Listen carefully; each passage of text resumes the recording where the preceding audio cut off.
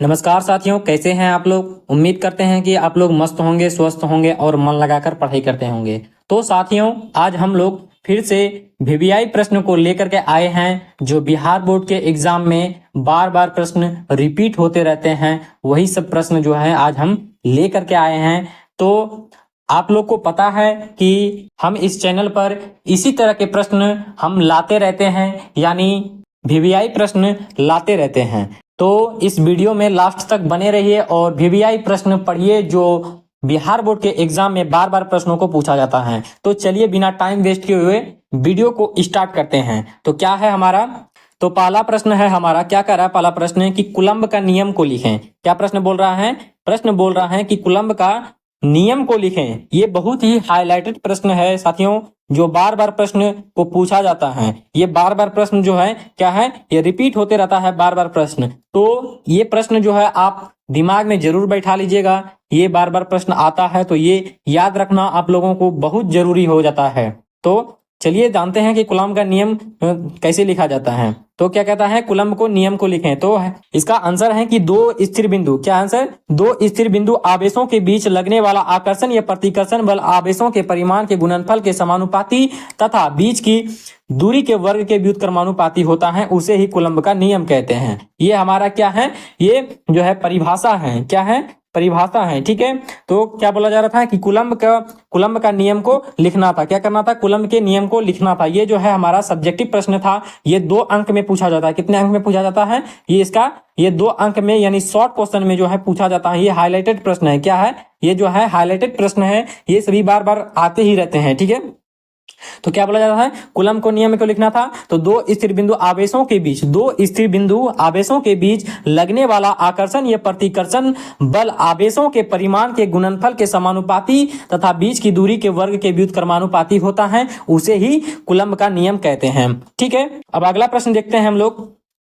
अगला प्रश्न क्या कह रहा है हमारा, अगला प्रश्न कह रहा है कि विद्युत क्षेत्र की तीव्रता से आप क्या समझते हैं। ये भी जो है प्रश्न हाईलाइटेड है। ये प्रश्न बार बार पूछे जाते हैं एग्जाम में। ठीक है, तो क्या बोल रहा है कि विद्युत क्षेत्र की तीव्रता से आप क्या समझते हैं। तो इसका आंसर है कि विद्युत क्षेत्र में एकांक परीक्षण में आवेश पर लगने वाले विद्युत बल को विद्युत क्षेत्र की तीव्रता कहते हैं। क्या कहते हैं, विद्युत क्षेत्र की तीव्रता कहते हैं। क्या कह रहा था कि विद्युत क्षेत्र में, क्या कह रहा था, विद्युत क्षेत्र में एकांक परीक्षण में आवेश पर लगने वाले विद्युत बल को विद्युत क्षेत्र की तीव्रता कहते हैं। यह एक सदिश राशि है। इसे पर्याय ई वेक्टर से सूचित किया जाता है। क्या किया जाता है, इसे पर्याय जो है ई वेक्टर से सूचित किया जाता है। ठीक है, तो इसका सूत्र भी दिया गया है हमारे पास। क्या कह रहा है कि विद्युत क्षेत्र की तीव्रता बराबर क्या होता है, विद्युत बल बटा परीक्षण आवेश होता है। क्या होता है, विद्युत बल बटा परीक्षण आवेश होता है। ये सब जो है प्रश्न जो है, यानी ये सब फॉर्मूला जो है, सूत्र जो है, ये सब प्रश्न जो है ऑब्जेक्टिव में आपको मिल जाएगा। क्या हो जाएगा,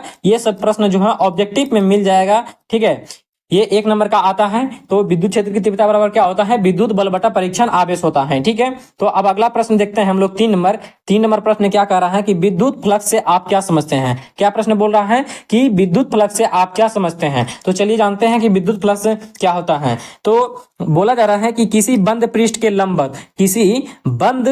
लंबवत गुजरने वाली कुल विद्युत बल रेखाओं की संख्या के माप को विद्युत फ्लक्स कहते हैं। क्या कहते हैं, विद्युत फ्लक्स कहते हैं। यह एक अदिश राशि है। इसे पर्याय फाई या फाई ई से सूचित किया जाता है। इसका एसआई मात्रक न्यूटन प्रति कूलम्ब वर्ग मीटर होता है। क्या होता है, न्यूटन प्रति कूलम्ब वर्ग मीटर होता है। ठीक है, क्या बोला जा रहा था, फिर से देख लेते हैं। किसी बंद पृष्ठ के लंबवत, क्या बोला था, किसी बंद पृष्ठ के लंबवत गुजरने वाली कुल विद्युत बल रेखाओं की संख्या को जो है, संख्याओं के माप को विद्युत फ्लक्स कहते हैं। क्या कहते हैं, विद्युत फ्लक्स कहते हैं। यह एक अदिश राशि है। ठीक है, ये सब जो है, ये टॉपिक सब जो है आपको याद रखना पड़ेगा। ऑब्जेक्टिव में इस तरह से आ जाता है कि विद्युत फ्लक्स क्या है, मतलब ऑप्शन दे देगा, सदिश राशि है, अदिश राशि है, या और 2 ऑप्शन दे देगा। तो हम लोग को क्या टिक मार करके आना है कि विद्युत फ्लक्स जो है वो अदिश राशि है। ठीक है, इसे पर्याय जो है फाई, यानी फाई से या फाई ई से जो है सूचित किया जाता है। क्या किया जाता है, फाई या फाई ई से सूचित किया जाता है। इसका एसआई मात्रक क्या होता है,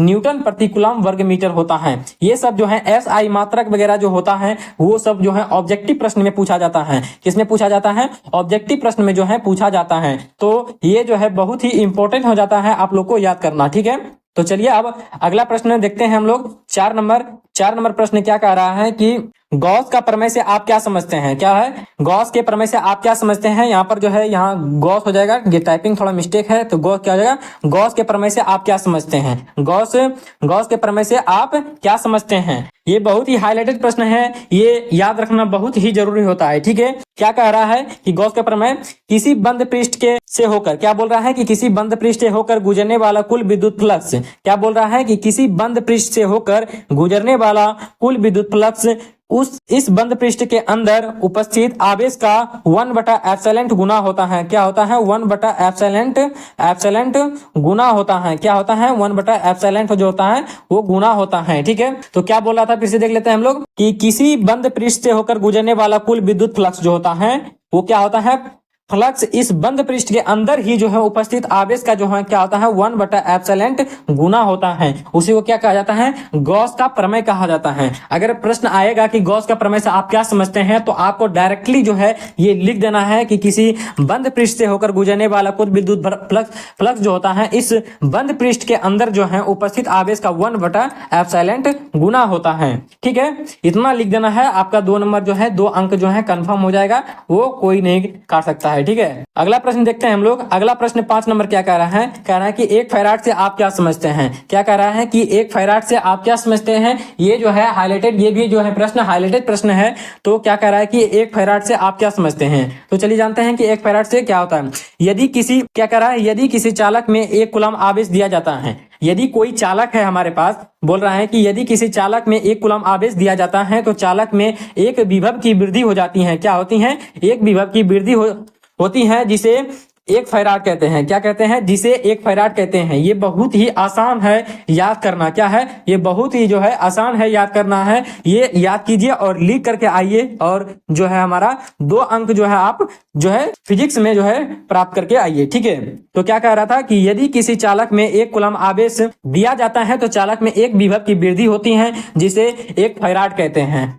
ठीक है, ये जो है 1 फैराड से आप क्या समझते हैं आप लोग। उम्मीद है कि आप लोग ये जो है प्रश्न समझ गए होंगे। ये जो है 5 प्रश्न जो था बहुत ही हाईलाइटेड प्रश्न था, और पिछले वाले वीडियो भी हमने बताया है हाईलाइटेड प्रश्न, और आगे भी जो है हम हाईलाइटेड प्रश्न यानी वीवीआई प्रश्न और एमवीवीआई प्रश्न जो बार बार पूछा जाता है वो हम बताते आ रहे हैं और बताने वाले भी हैं। ठीक है, तो उम्मीद है कि आप लोग को यह वीडियो अच्छा लगा होगा। अगर आप लोग को यह वीडियो अच्छा लगा तो अपने मित्रों में जरूर शेयर कीजिएगा, और आप इस चैनल पर नए हैं तो चैनल को सब्सक्राइब भी जरूर कीजिएगा। तो चलिए मिलते हैं किसी अगले वीडियो में, तब तक के लिए धन्यवाद।